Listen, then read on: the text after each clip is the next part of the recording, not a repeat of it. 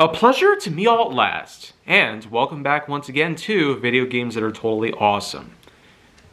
Now, let's go ahead and talk a bit about Transformers Dark of the Moon, the video game.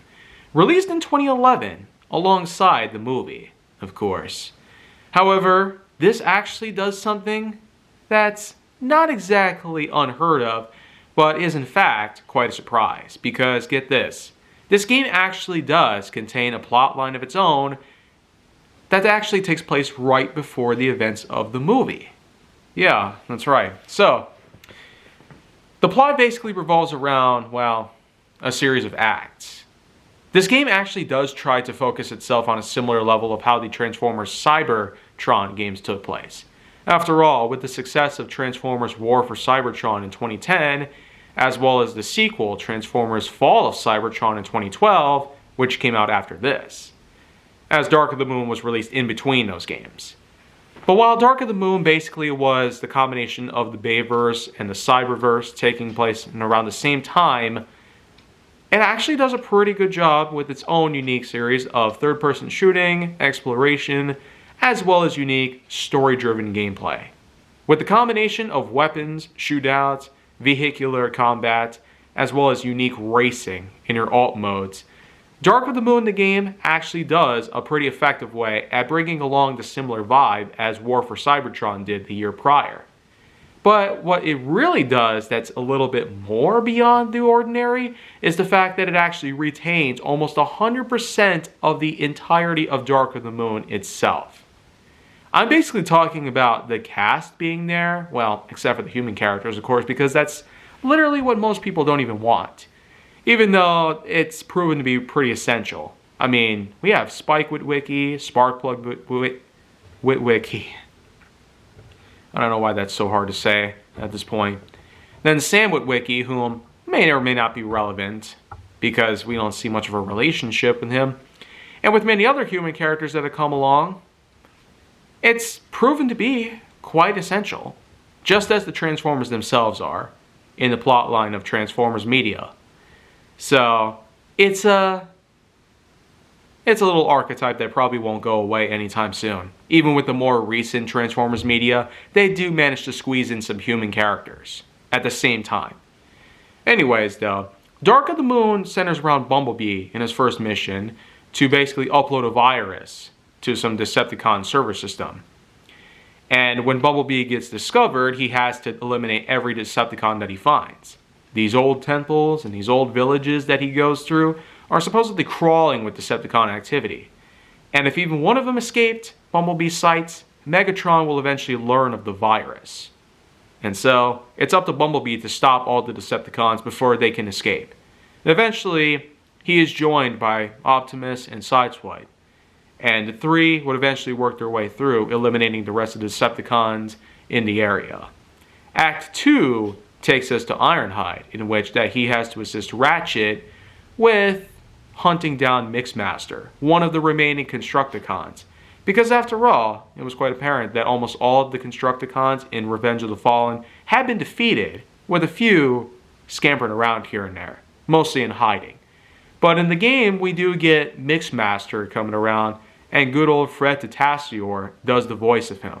And he does a pretty spectacular job giving off a somewhat intimidating and rough vibe of such a Decepticon character like Mixmaster. In any case though, Ironhide not only goes at it with a rifle and a shotgun, but there was also a new invention by Wheeljack in which that he is able to use the destructive force of a new rifle that he grabs a hold of. That's how he basically eliminates Mixmaster in the boss battle, where he basically shoots down all the shields of Mixmaster, and finally shoots him down entirely. After all, Mixmaster beat up Ratchet, and Ironhide basically paid him back. One shot for Ratchet, and one more for him. And that's basically the end of that part. Up until this point, it's been a pretty thrilling ride here. But it doesn't really stop here. No. Act 3 takes us to Mirage. Yeah, it should be quite apparent by now, though, that in the movie, they were referred to as Q and Dino, and not Wheeljack and Mirage. Because unlike G1, they kind of were hoping to differentiate it more from the original just to make it more believable. But what kind of sense would that make? Old school fans would not approve of that stuff even today. Like if somebody tried to make an entirely new cartoon of Legend of Zelda, for instance, they would want to pay as much attention and as much faith to the original games as much as they would do with the newer games. Wouldn't that make the most sense? It's just like with the last time that Zelda got a cartoon. Anyways, though, with Act 3, it takes place at night. Mirage's unique Ferrari form does allow us to traverse the highways until Starscream catches a hold of him and basically fires him down. And while Mirage is believed to be dead, he thankfully survived. Major Reynolds, of course, accompanies Mirage on his mission to discover and locate Sideswipe, whom apparently had been kidnapped, as contact was lost for over a day. So Mirage was sent in to help, and eventually Bumblebee would come along and join him. We do have ourselves a mixture of an SMG and a sniper rifle as for Mirage's loadout, which also is pretty unique, but it doesn't really come off as too stealthy. Because where's the suppression system? Where are the silencers? If you're going to try and be stealthy, you could just stick to the combination of the usage of his cloak as well as moving slowly into the ground to avoid being detected. That's probably a better strategy in stealth games like this. But, of course, even when we do find out where Sideswipe is, the three do make it to some sort of ancient Mayan temple with Decepticon hieroglyphs. Yeah, and it's strange that Decepticon and Mayan hieroglyphs are in some sort of ancient temple. And what's more is that Starscream comes around again. It turns out that this temple is actually being used for some sort of project. And while Starscream doesn't exactly give us all the clear side details on what's going on, it's quite obvious that this temple was of importance to the Decepticons, regardless of what you'd think of it. Then, of course, much like how War for Cybertron went down, we do get to carry over from the Autobots to the Decepticons. So we basically go from Mirage to Soundwave. If we remember anything from Revenge of the Fallen, he was basically attached to a satellite throughout most of the second film. And for the third film, he would come down and actually turn into a unique alt mode. In the movie, he basically turned into a unique Mercedes SLR McLaren. But in the game here, he's basically some kind of SUV, possibly a Mercedes-Benz, like in the third film. But I can't really say that for sure.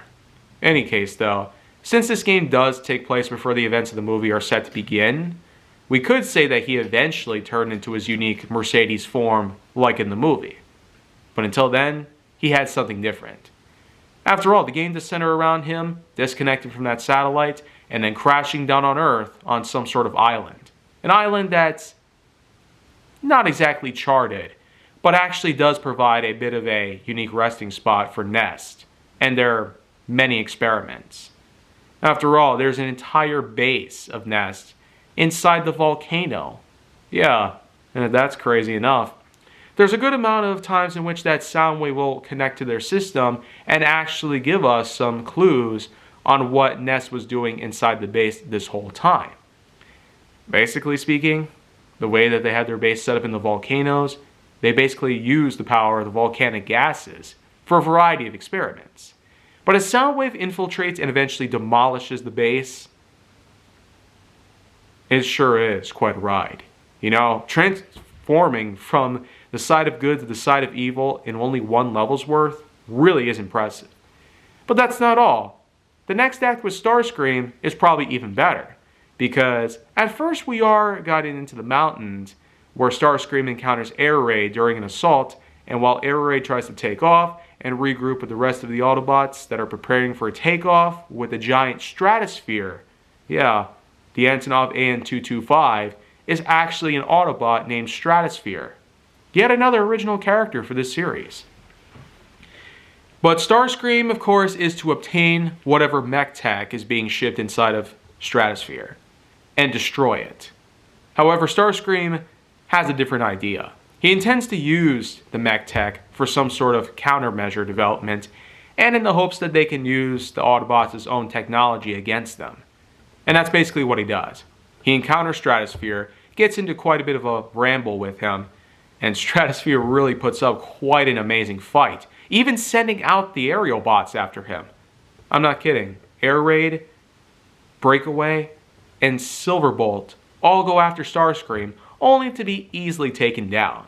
Yeah, not exactly that much of a boss fight compared to what Stratosphere has had to offer, and man does he pack a punch. And it's quite a terrific display when we see him on fire and going down.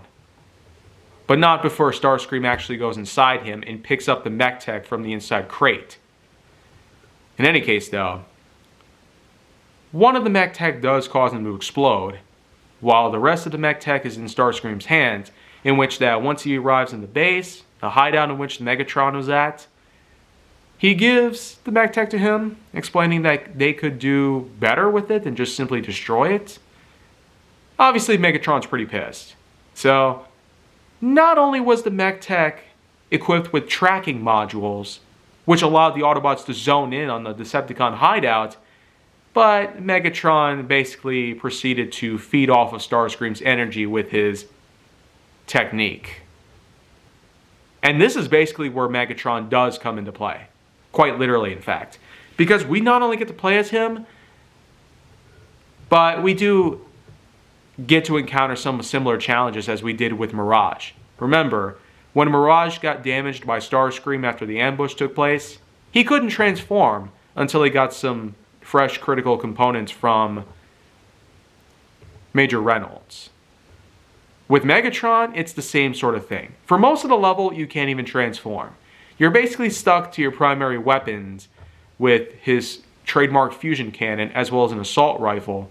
There of course are melee attacks, his energy steal technique, and a couple other things as well. Eventually he starts making his way over to the plutonium stashes that are within the complex that he's hiding out at, so that way hatchlings inside the complex can feed off of the unique power of this radioactive substance. And not only is Megatron able to feed the hatchlings, but the hatchlings can also come out and attack the Autobots for you. Kind of like an automatic targeting system, with weapons in particular that just happen to be little baby Decepticons. Oh, but what it eventually comes down to is where Megatron, after getting enough plutonium, he wants to release Shockwave from his icy tomb. Basically, underneath the complex that also doubled as his hideout, he basically hoped to drive through the tunnel system after scanning a fresh new semi-truck, which as we know, was a modified Mack Titan tanker that, just like in the movie, Megatron transforms into, basically transcending from his unique Cybertronian flying tank mode in Revenge of the Fallen, and after driving through the tunnels, encountering Warpath, taking him down, going through more tunnels, and eventually going through the cryogenic system, damaging it to the point where Shockwave could be freed from underground, where he was frozen in place for quite a long time. Obviously, Megatron had one more obstacle to face after this. Optimus Prime. Yeah, basically, lots of contact had been established in and out of the facility that Megatron was hiding in, and after all that he's done, Optimus Prime is basically out there to put a stop to his plans once and for all. And he does put up an incredible fight with Megatron, using a unique armored barrier that was apparently easy to weaken. Just shoot the cryogenic tanks near him and he'll freeze up, and that'll cause him to become vulnerable to your attacks. Of course, even after the shields are destroyed, you still have to take down his entire health bar, which, after that's done even, well, Optimus's defeat only ensures that Megatron could get away from the base undetected, while he basically is trapped down there with Shockwave himself, just as he is thawing out of his icy prison. And Optimus Prime is the last playable character that we get in the story. But, in all, it is one big boss battle that happens in multiple phases. Basically, in a unique final boss battle that starts off with Optimus attempting to utilize backup systems to allow for the thawing process to be halted, even if just temporarily. as fellow Autobots were able to send in backup to help Optimus defeat Shockwave once and for all. Unfortunately, Shockwave's drillers freed themselves and are able to destroy the backup systems. So this means it's one step closer to the full thawing process taking place. And Shockwave, as we know, is one powerful assassin. Yeah, unlike G1, he was a scientist then, but now he's an assassin. That's quite a way to go, don't you think? You'd think that he'd be smarter in many ways. It also kind of sucked that he didn't even have his own dialogue. In the game, they basically carry on with that thing, which was stupid. Even Transformers Prime, which came out around the same time, also happened to have Shockwave in it, but at least he had his own voice actor. Not here, though. Not even Corey Burton?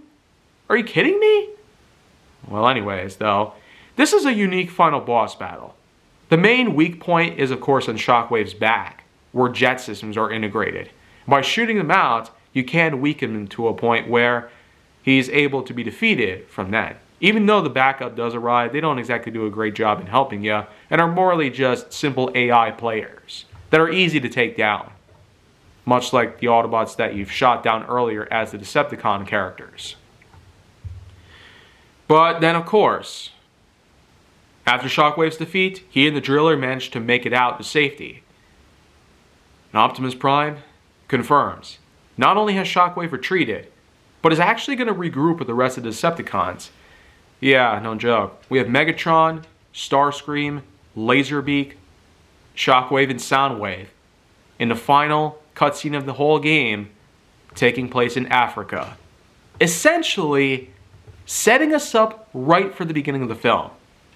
Which, of course, does center around the Decepticons grouping up in Africa. All 5 of them. And while Megatron certainly had seen better days, after all the wounds he had gotten, it's clear to say, he definitely made it out in a unique way. In the movie, he was responsible for rebelling against Sentinel Prime, and damaging him to a point where Optimus could finish him off easily. But not before actually decapitating Megatron. Yeah, this was one way to seal Megatron's fate for good. While Sentinel was easy to dispose of because Megatron had put him in such an awful state, knowing the truth about what Sentinel planned to do with him. Yeah, he had gone from betraying the Autobots to eventually betraying the Decepticons. Quite a way to go, if you ask me. So, of course, with what the game does, and with what the game had also done outside of the story, because it's not only a story mode you can play, but there's also an online multiplayer mode that you can play with all of the Autobots and Decepticons, with the exception of a few, of course, being playable in the multiplayer mode. Not joking. You could actually play as Mirage, Bumblebee, Prime, Warpath, Megatron, Shockwave, and many of the other characters that were in the game. So, that's also quite a good thing to take into account. Anyways, though, this was certainly probably the best out of the trilogy that had come around so far, because this was quite a way to set us up for what the events of the third film set into motion. And for that reason, 8.7 out of 10.1. Probably the highest scoring that I had given to all of them so far.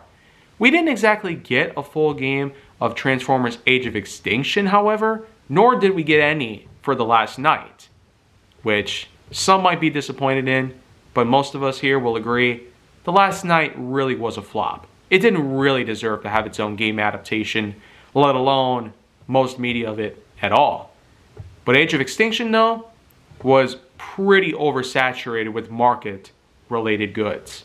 Not just video games, but many other stuff as well. So, I will come back here to video games that are totally awesome and talk a bit more about the Age of Extinction tie-in, which also, believe it or not, cross-connects to the Cybertron series.